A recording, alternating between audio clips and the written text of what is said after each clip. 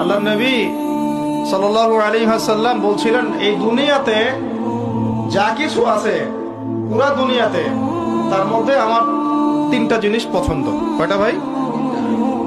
এক নাম্বার সালাহ, এক নাম্বার নামাজ। এটা আমার চোখের শীতলতা। নামাজে দাঁড়ালে আমার হৃদয় শান্ত হয়, চোখ ঠান্ডা হয়ে যায়। এটা নবী সাল্লাল্লাহু আলাইহি ওয়াসাল্লামের পছন্দের। দুই নাম্বার, এই পুরা দুনিয়ার মধ্যে আমার পছন্দ হচ্ছে সুগন্ধি। কি পছন্দ? সুগন্ধি।